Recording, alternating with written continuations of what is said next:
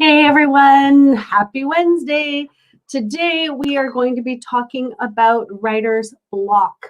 I think that a lot of people get stuck sometimes, can't move forward.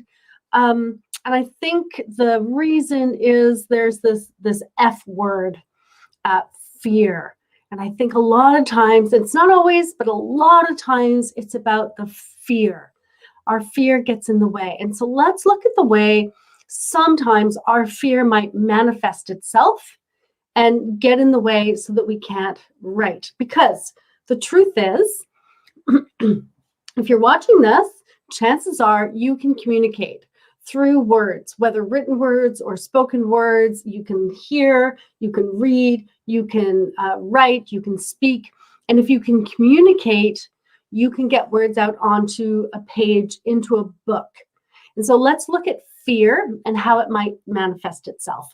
And the first way, and I see this a lot, authors, is everyone this way or is it just authors? And it's that perfectionism, right? Every word must be right. Right. No, that's not the right word, right? Correct. Every word must be correct. No, I need excellent words. No, impeccable. Every word must be impeccable. Or maybe precise. Maybe precise is the right word. Oh, I need it perfect. I need it perfect. Every word must be perfect. Every word must be perfect. There are 50 ways to say the same thing. So when you are writing your first draft, every word must be good. Every word must be precise. Every word must be perfect. And every word must be impeccable. Every word must be excellent. They're all good enough for a first draft. So don't worry about every word. Don't edit as you go. Don't be perfect. You know what perfectionism does? It kills your creativity. Perfection kills creativity. So agree, decide. I'm going to write words. I'm going to write some good words and some bad words. I will write garbage and I will write gems. And that is a far more realistic way to approach writing your first draft. Write garbage. You can get feedback on them later. You can revise them later. You can do that later. Right now, what you're doing is you're getting words out right now. Until those words are out, nobody else can help you with them. I can't pull them out of your head. Okay, well, a writing coach can help you pull them out of your head.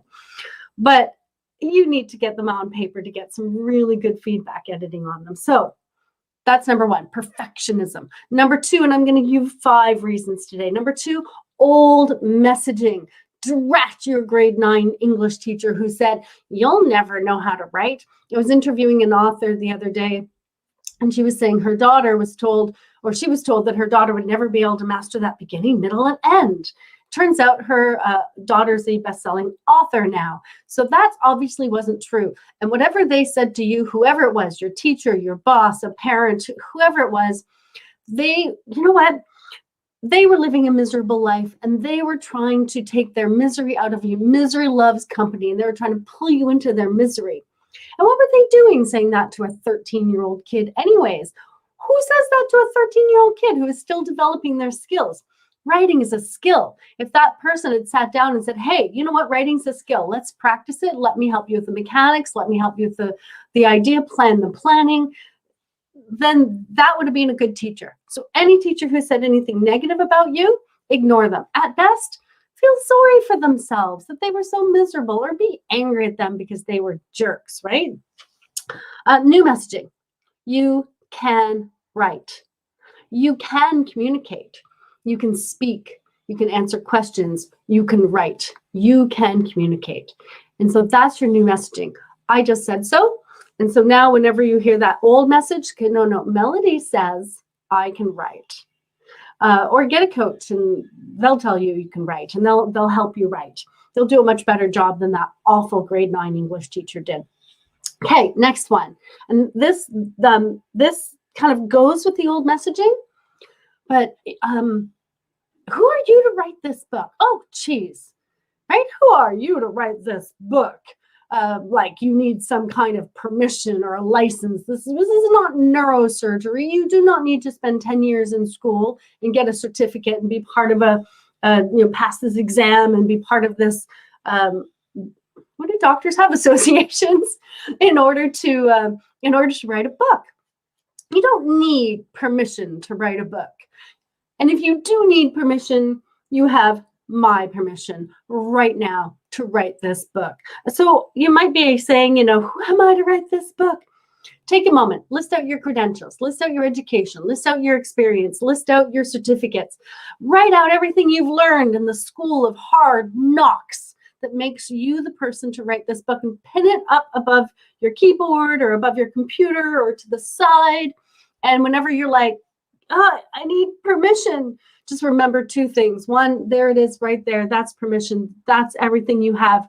You have lived a life and you have something to say. And two, Melody has granted you permission to write a book, so go ahead and do it. So we've done perfectionism, old messaging, needing permission. Let's deal with overwhelm. A book? A whole book? What? That's too much. I can't even think about a whole book, let alone write a whole book. So don't think about it. Take one chapter at a time, and in that chapter, take one heading at a time.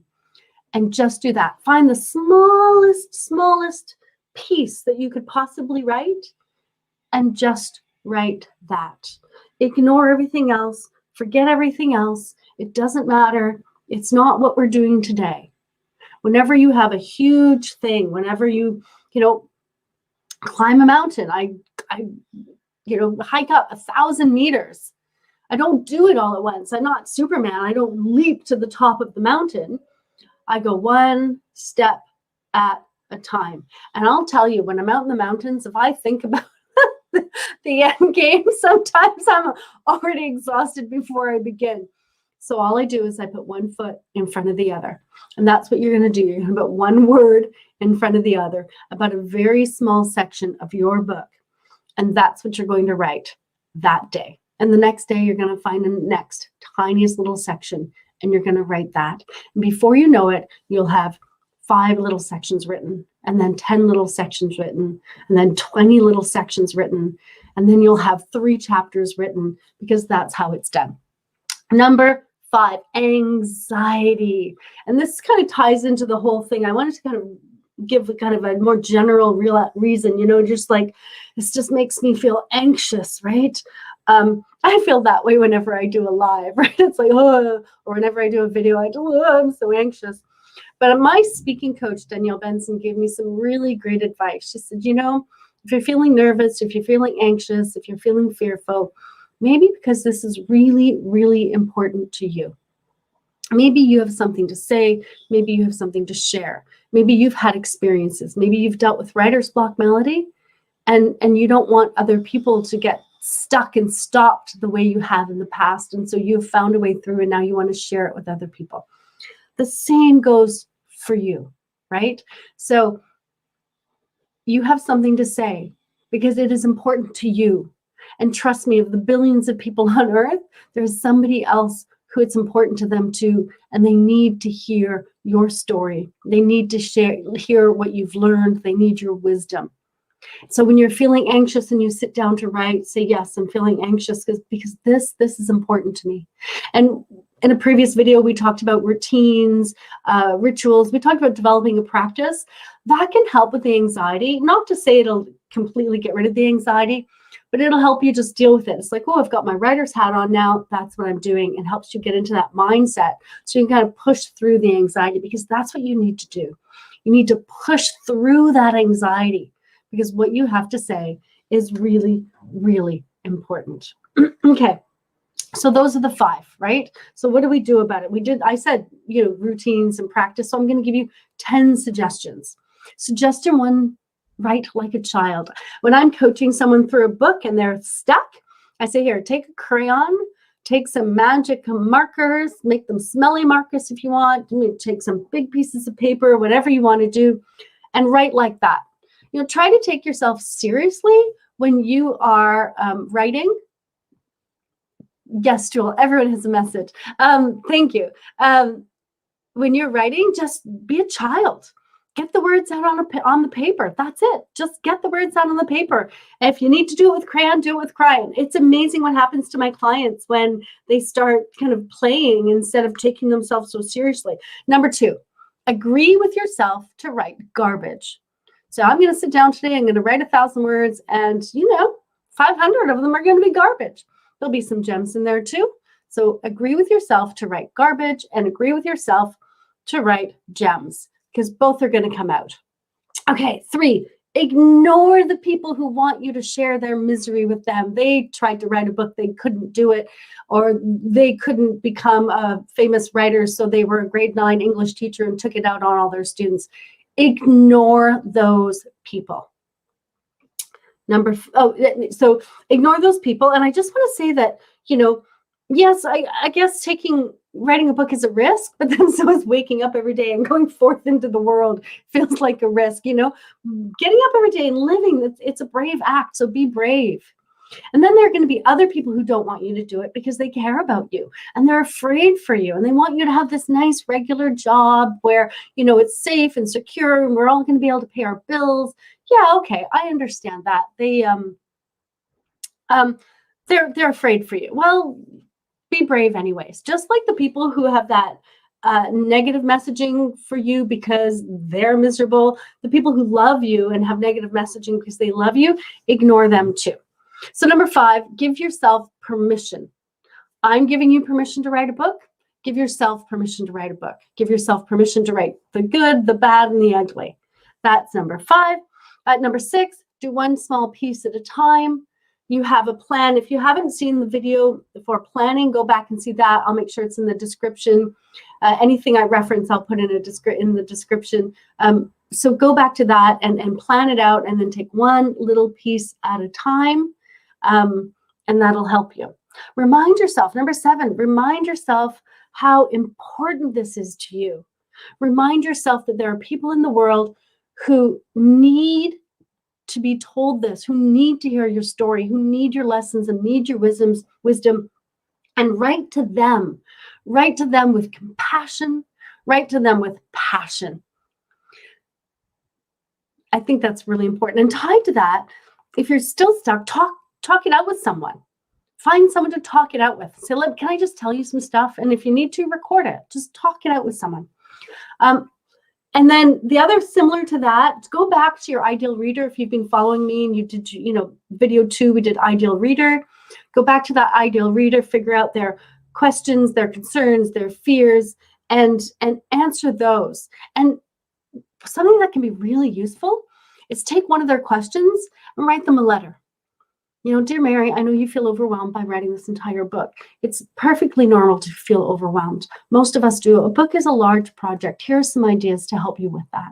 Write them a letter. Each question or fear or need they have, just write them a letter. And number 10, find support or alternate ways to write your book. And that is the topic we will be looking at next week. I'm going to give you a variety of ways. If sitting down and writing out the words isn't working for you, sitting, that whole image of the author, up in the attic by themselves, writing out their books, not talking to anyone, stressing over every word. So next week, number 10, we will be expanding on that, finding alternate ways or alternative ways to write your book and finding support along the way. So that's it for today.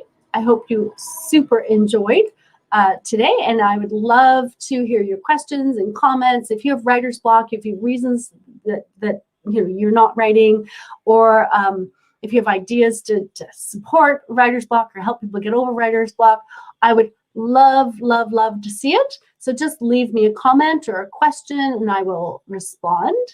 And if you've enjoyed this, please subscribe. We'll see you next time.